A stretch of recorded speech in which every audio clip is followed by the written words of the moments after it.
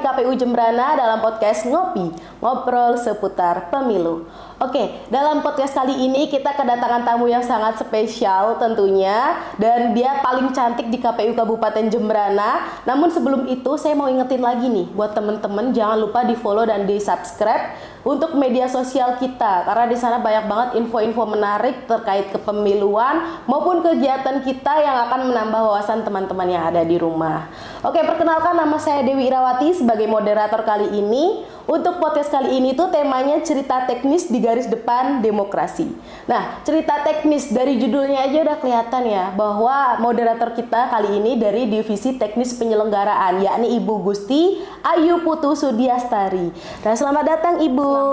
Terima kasih Dewi. Kita sapa ya teman-teman, lihat ibunya sangat cantik sekali kan. Nah, beliau ini mengempu Divisi Teknis Penyelenggaraan dan sudah sangat berpengalaman di bidang kepemiluan ya teman-teman. Mungkin bisa diceritakan sedikit Bu pengalaman Ibu di kepemiluan dan bisa sampai di detik ini menjadi komisioner paling cantik ya. Silakan Ibu. Terima kasih Dewi. Om Swastiastu sebelumnya. Perkenalkan, katanya kan kalau tidak kenal tidak sayang ya. Betul sekali. Pada teman pemilih, perkenalkan nama saya Gusti Ayu Putu Sudiastari. Saya tinggal di Brangbang, tepatnya di Banjarnuk Tupang Kelon. Status saya Statusnya? Sudah berkeluarga. Oh, sudah. Suami 1, anak 1. Oh ya. Ada nambah Bu? Enggak ya? Belum. Anaknya maksudnya ya, bukan suami ya teman-teman. Ya, belum. Nah, Oke. Pengalaman di kepemiluan saya itu mulainya dari bawah sekali ya. Oh, dari bawah sekali? Ya, saya mulainya dari PPDP dulu namanya di 2018, atau sekarang kan Pantarlih namanya ya. Itu di Pilkada pemilihan gubernur 2018, gubernur Balinya. Wow. Saya habis itu langsung ke KPPS.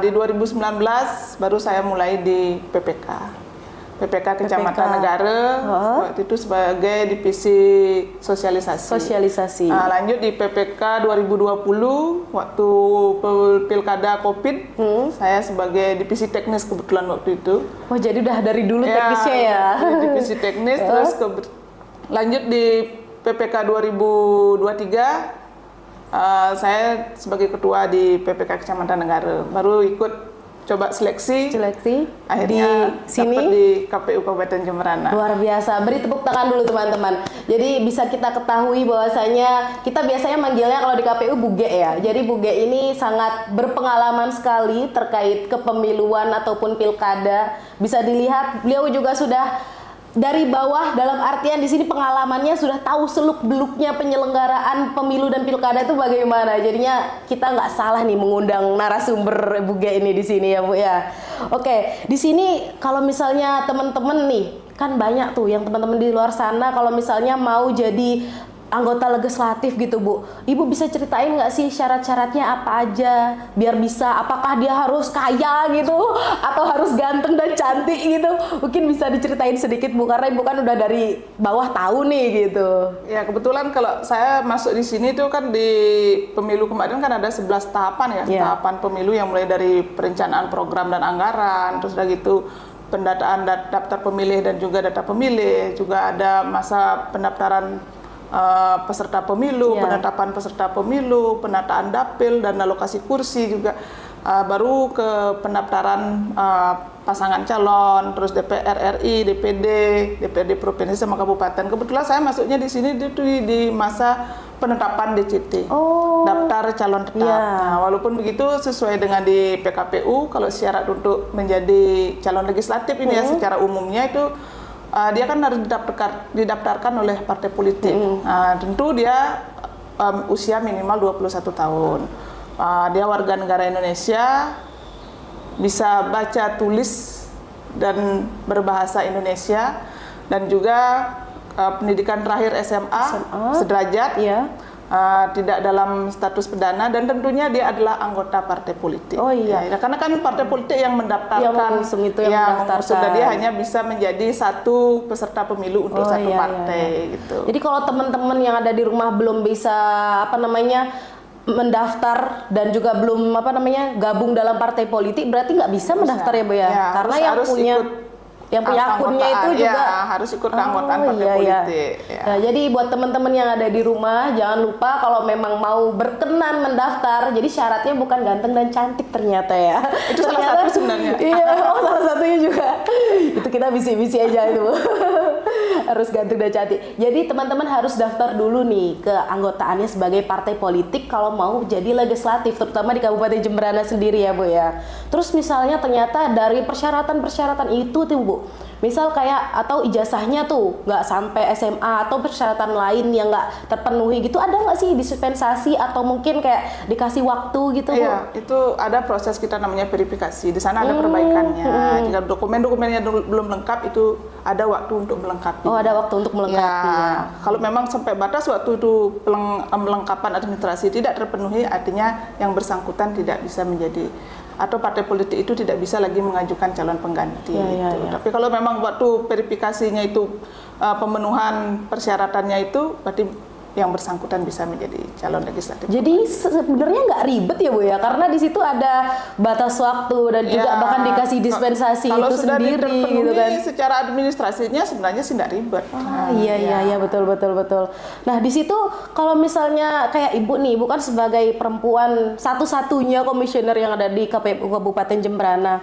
Terus ada nggak sih Bu calon-calon lain juga yang perempuan? Itu tuh ada ketentuan tersendiri nggak? Misal kayak kuota untuk perempuan ada nggak gitu? Oh iya, kalau baik di penyelenggara maupun di peserta pemilu ya, itu memang diwajibkan keterwakilan perempuannya itu 30%. Kalau untuk calon legislatif, tapi untuk sampai saat ini terutama di DPR RI juga belum bisa terpenuhi untuk kuota perempuannya itu. Masih sulit ya? Masih hanya di pemilu 2024 ini untuk DPR RI itu 22,1%. Jadi dari 580 calon legislatif yang ada di DPR RI itu hanya 127 perempuannya. Begitupun untuk di pilkada kemarin, di kontestasi pilkada kemarin itu, pilkada 2024 dari 545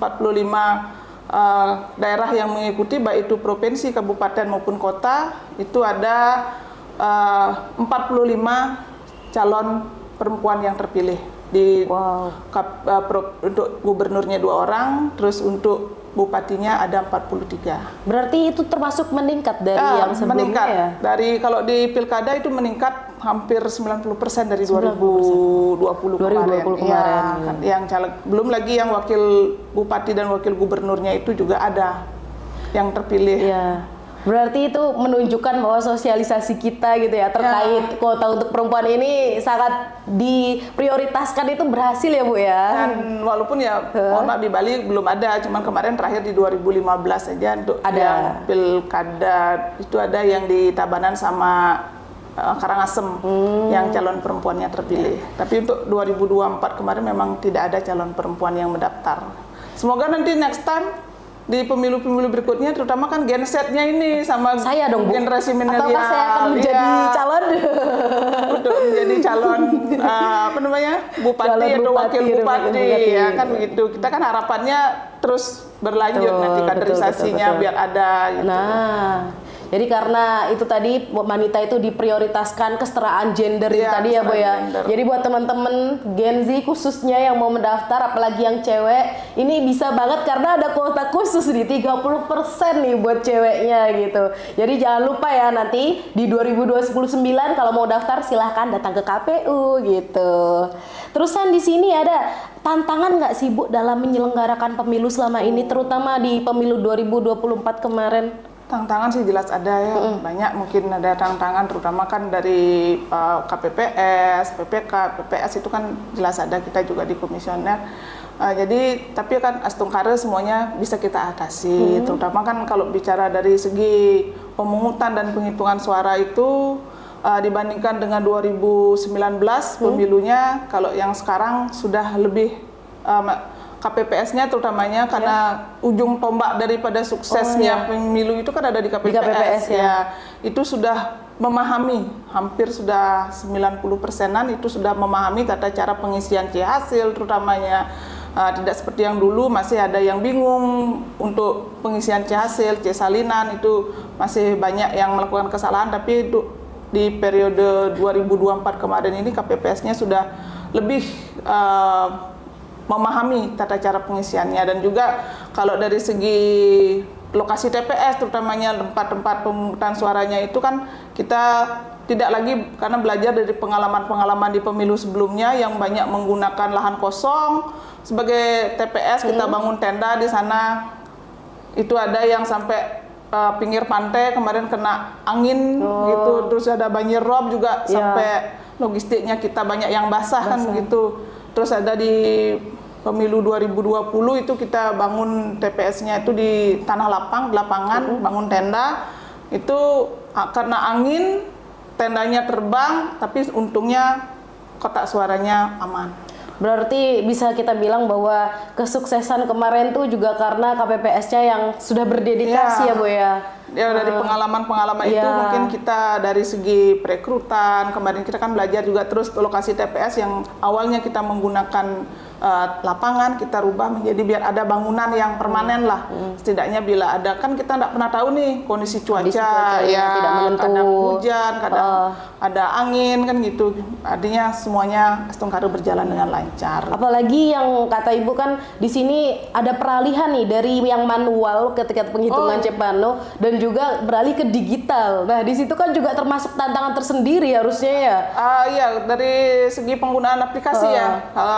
Dari yang 2019 itu kita menggunakan semuanya manual, salinannya itu kita buat dalam rangkap yang banyak, tapi kemarin di 2024 sudah kita pakai digitalisasi lewat aplikasi yang namanya Sirekap. Nah, aplikasi Sirekap ini kan mulai kita gunakan itu di Pilkada 2020 kemarin. Jadi beberapa KPPS yang sudah pernah ikut di Pilkada 2020 tahu penggunaan aplikasi. Tapi kalau sekarang saya lihat Gen Z terutama ya, Gen milenial ini penggunaan aplikasinya itu sudah sangat luar biasa.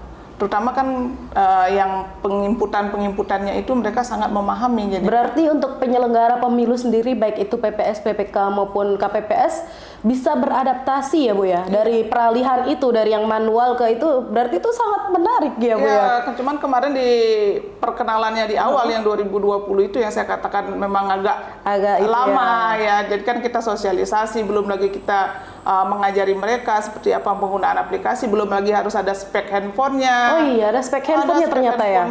RAM-nya minimal berapa gitu, dan juga satu tidak boleh menggunakan iPhone, harus Android itu. Apalagi Gen Z saat ini kan sukanya iPhone karena kameranya itu ya. Akhirnya beralihnya berarti tantangannya ada di situ karena harus minjem HP temennya akhirnya. Kemarin satu TPS itu ada yang pakai iPhone, ya terpaksa alihkan untuk menggunakan Android, pinjem lah istilahnya seperti yang sampaikan tadi gitu. Mungkin itu kendala-kendalanya. Betul. Terus ada nggak sih Bu yang menarik dari pemilu 2024 kemarin mungkin dan pilkadanya? Kalau hal menurut yang Ibu menarik mungkin karena faktor kecapean mungkin ya, sehingga KPPS-nya itu kan kalau kita kemarin mencoba untuk inovasi baru yaitu KPPS perempuan semua. Ada, itu kita buat di satu kecamatan Negara itu KPPS-nya perempuan semua, sampai Limnasnya perempuan, terus Panwas Cam yang ada di perempuan juga PTPS-nya, terus untuk yang penjaga polisinya pun di sana perempuan juga. Jadi ini kesetaraan gender sekali ya Bu ya. Kita mencoba berinovasi, itu ada di beberapa di negara juga ada, di Pekutatan juga ada dan berhasil. Wow.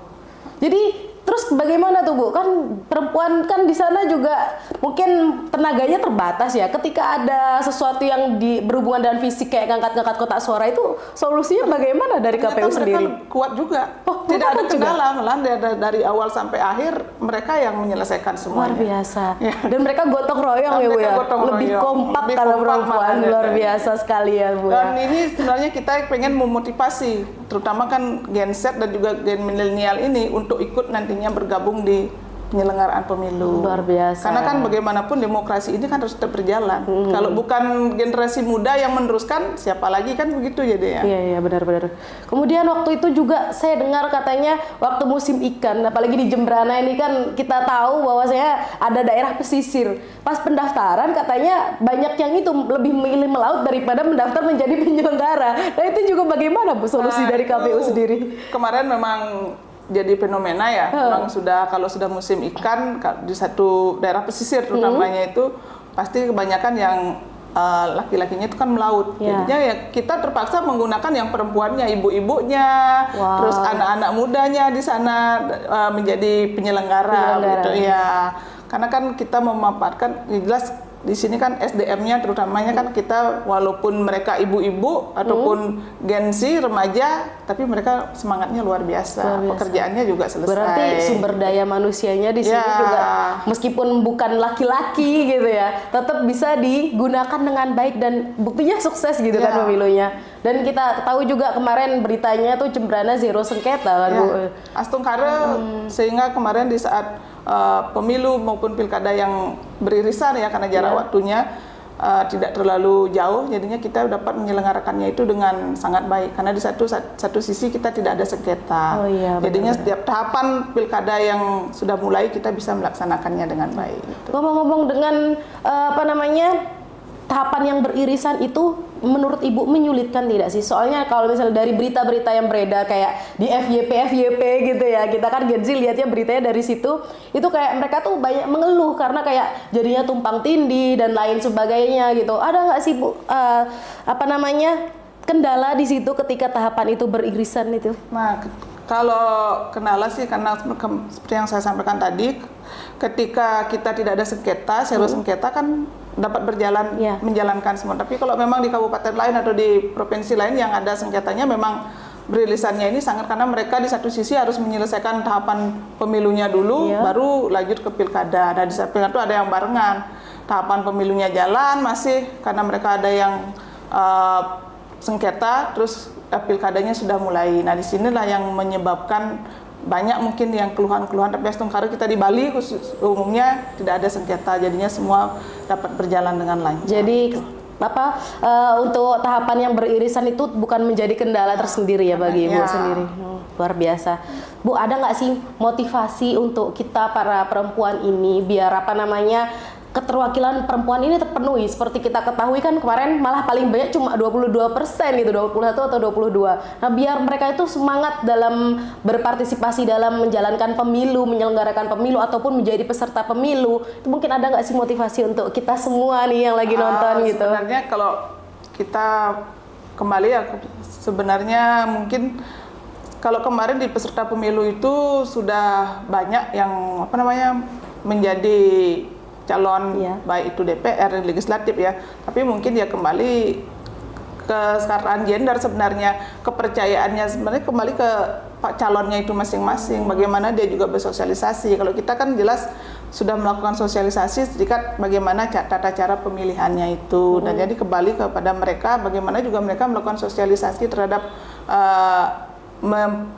biar masyarakat itu percaya dengan meyakinkan dirinya mereka, saya ini bisa loh menjadi wakil rakyat gitu. Misalkan kalau terus di penyelenggara, kalau di tingkat PPK memang 30%, malahan ada yang lebih kemarin. Ada yang lebih malahan kemarin di satu PPK itu ada yang 3 ceweknya itu kan jadinya lebih 30%-nya. Jadi di sini kalau kita di penyelenggara rasanya sudah melakukan upaya yang terbaik dengan perekrutan SDM-nya itu gitu. Ngomong-ngomong tentang penyelenggara pemilu nih Bu, itu kan badan ad hoc yang dibawahi oleh KPU. Apa aja sih Bu syarat-syaratnya? Jadi kalau misalnya nanti ada teman-teman yang lagi nonton mau daftar gitu, apalagi kan 2029 nanti pasti akan pembukaan lagi gitu, PPK, PPS maupun KPPS. Syaratnya sama nggak di antara ketiga tingkatan badan ad hoc itu? Iya, kalau di tingkat PPK, PPS itu sama, yaitu usia minimal 17 tahun, pendidikan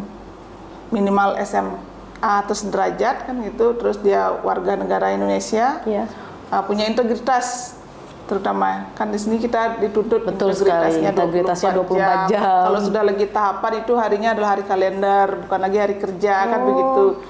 Terus di sini usia 17 tahun, pendidikan SMA, yaitu sehat jasmani dan rohani tentunya, bukan menjadi peserta pemilu atau bukan menjadi anggota partai politik, atau minimal dia sudah berhenti 5 tahun.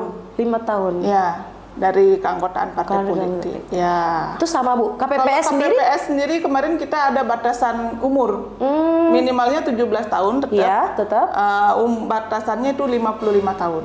Oh, maksimalnya. Ya, usianya. Karena kan kita belajar dari pengalaman mungkin KPU RI kan sudah melihat dari dulu di 2019 ada yang yang karena banyak kelelahan yang itu ya, Bu, ya? karena itu kan, dan juga satu tidak punya penyakit komorbid seperti hipertensi, jantung, diabetes. Makanya gitu. Setiap kali ada pendaftaran itu wajib menyertakan surat sehat itu tadi surat sehat itu, dan agar diketahui penyakitnya. Sekarang itu harus ada tes komorbidnya, gula darah dan juga hipertensinya betul. Biar nanti pada waktu penyelenggaraan kan tidak lagi terjadi hal-hal yang tidak kita inginkan sebenarnya itu. Ada nggak sih Bu dispensasi tersendiri buat teman-teman nih, misalnya nanti di 2029 mereka mau daftar, kayak misalnya kalau KPPS di di ijazah, apalagi kan KPPS itu kita membutuhkan orang yang sangat banyak ya di setiap TPS kan itu jatuhnya. Nah, dia ada nggak sih dispensasi kalau misalnya ternyata di situ udah nggak ada nih orang lain gitu ya, adanya yang cuma ijazah SMP tapi dia tuh udah punya pengalaman sebelumnya gitu. Kan ini ijazah minimal SMA, ada nggak dispensasi tersendiri gitu Bu? Kalau di 2019 dulu di PKPU itu ada, tapi kalau di 2024 ini kemarin kita diwajibkan untuk minimal tamatan SMA. Makanya Gensi inilah yang berperan. Betul sekali. Banyak sekali kemarin kita akhirnya ngerekrutnya di Gensi dan juga milenialnya ini. Berarti sudah tidak ada dispensasi itu ya? Sudah tidak ada lagi dispensasi. Kan kalau dulu saya pernah dengar itu minimal bisa baca tulis gitu. Itu ada surat keterangannya dulu. Ya. Jadi sekarang sudah harus SMA. Harus SMA. Makanya sekarang inilah generasi milenial dan Gensi ini yang nantinya ke depannya ini yang punya potensi untuk menjadi penyelenggara. Karena kan mereka yang akan meneruskan daripada demokrasi ini berjalan dengan lancar kan gitu. Betul. Kalau misalnya KPPS itu ada tambahan untuk usia maksimal, dan PPK dan PPS-nya apakah ada juga Bu? Untuk PPK dan PPS kemarin tidak ada. Tidak ada. Karena memang ujung tombaknya di KPPS agar lebih maksimal lagi kerjanya ya Bu ya berarti. Oke. Terus kemudian di sini pengalaman Ibu sebagai divisi teknis nih, otomatis kan Ibu juga mengelola aplikasi-aplikasi yang berhubungan dengan menjalankan program kepemiluan kemarin seperti Silon, SIKADK, Sirekap. Itu ada kendala nggak sih Bu? Dan mungkin bisa dijelaskan sedikit apa sih aplikasi itu biar teman-teman juga tahu nih yang di rumah.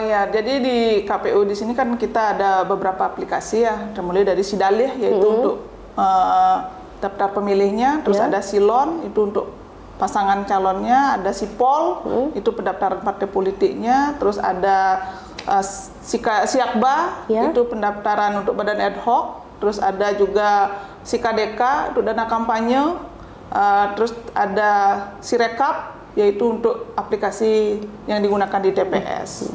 Jadi kalau kendala kemarin kalau di Sirekapnya mungkin Sirekap mobilnya saja, karena kan kita di sini menggunakan aplikasi itu jelas harus ada sinyal terutama. Jadi di beberapa TPS mungkin sinyalnya agak lemah, tapi itu bisa kemarin kita karena di aplikasi itu sudah ada sistemnya offline. Jadi nanti begitu ada sinyal baru dikirim ulang pakai online-nya begitu. Jadinya Astunggara sih kemarin aplikasinya itu berjalan dengan lancar semuanya. Untuk PPK dan PPS-nya tanggapan mereka bagaimana Bu terkait aplikasi ini yang terhitung baru ya mungkin di kepemiluan yang ada di Indonesia daripada sebelumnya? Apakah mereka bisa beradaptasi atau mungkin ada keluhan-keluhan gitu mungkin bisa disampaikan? Kalau keluhan mungkin ada karena kan itu seperti dari kemarin handphonenya lah yang tidak support, jadinya mereka harus ganti handphone lagi, terus emailnya yang kadang-kadang salah penginputan gitu.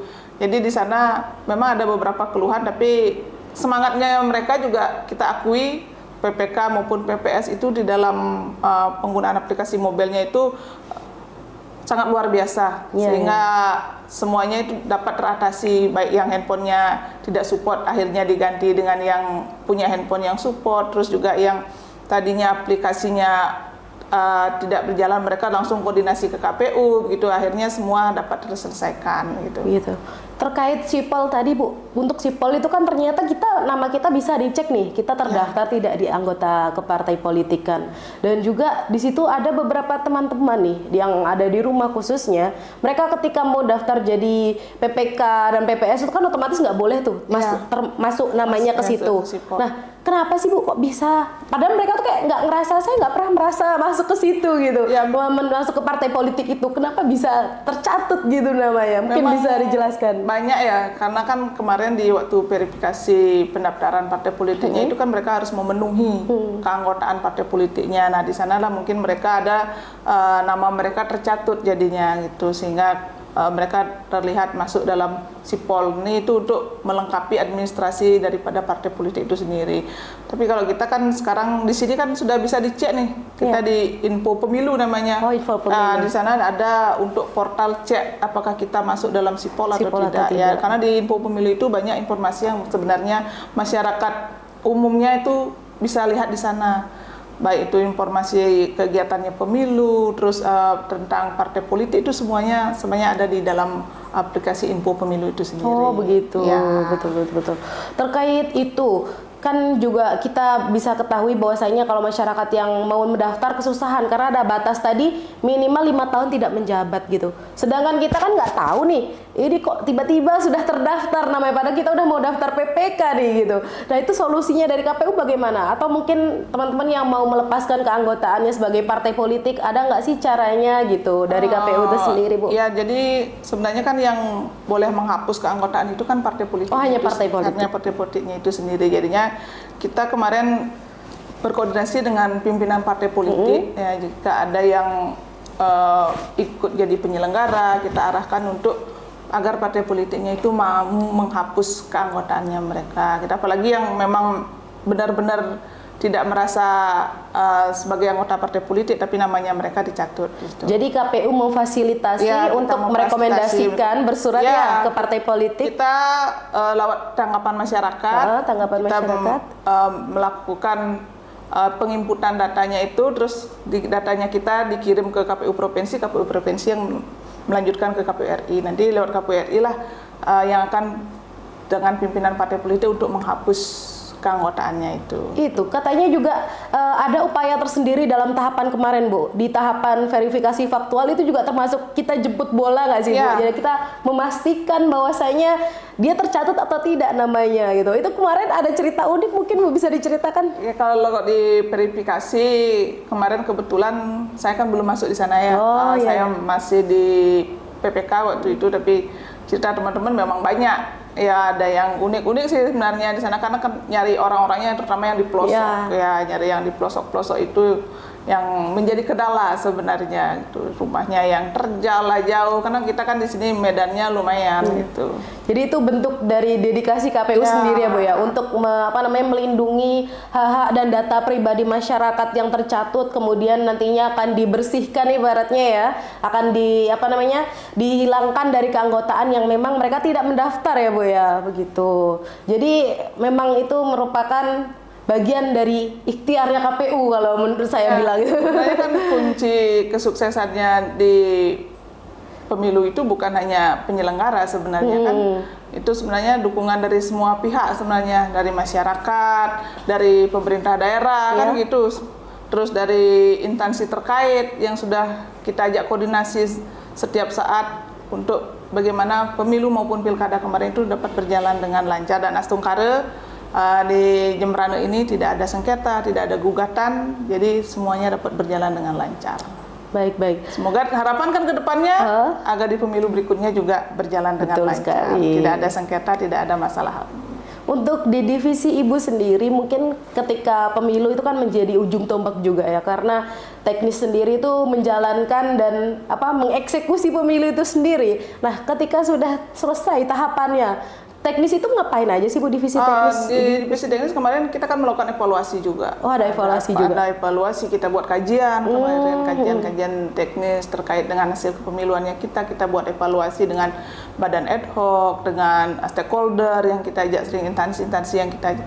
Terus juga kalau yang masih tetap berjalan itulah pemuktahiran data partai politik secara berkelanjutan ya. Jadi keanggotaan partai politik, terus diupdate terus berarti terus ya. Setiap 6 bulan sekali, terus kepengurusannya itu diupdate terus setiap 6 bulan sekali. Sehingga nanti begitu pendaftaran partai politik berikutnya kan mereka tidak lagi susah. Mereka tetap dapat data-datanya mereka kan tetap terupdate jadinya. Gitu. Ini kan evaluasi yang dilakukan KPU untuk anggota dan jajarannya. Kalau misalnya untuk Badan Ad Hoc sendiri ada nggak sih Bu evaluasinya? Ada. Kemarin kita juga sudah buatkan evaluasi itu setelah pilkada maupun pemilu kemarin, kita juga buatkan reward untuk PPK. Oh, ada rewardnya juga, luar biasa. PPK yang berprestasi dengan partisipasi menjadi pemilih. motivasi tersendiri juga ya Bu ya. Jadi motivasi kita juga buatkan PPS terbaik, gitu ada rewardnya itu kemarin. Ada rewardnya. Ya itu sekalian kita KPU Jemberana ini membuat evaluasi secara keseluruhan dengan Badan Ad Hoc PPK maupun PPS.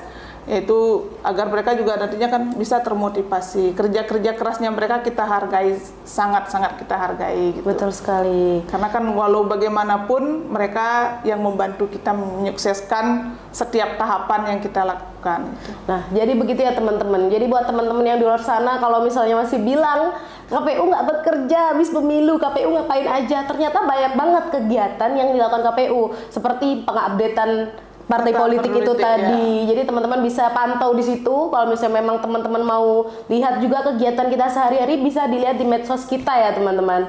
Nah terkait tanggapan stigma yang buruk di luar sana terkait kita nih Bu, Ibu mungkin bisa memberikan motivasi untuk kita, atau mungkin pesan kesannya untuk kita biar masyarakat itu tuh tahu nih kalau kita tuh sebenarnya juga berjuang gitu, menjadi Indonesia yang lebih baik lagi gitu. Mungkin silakan.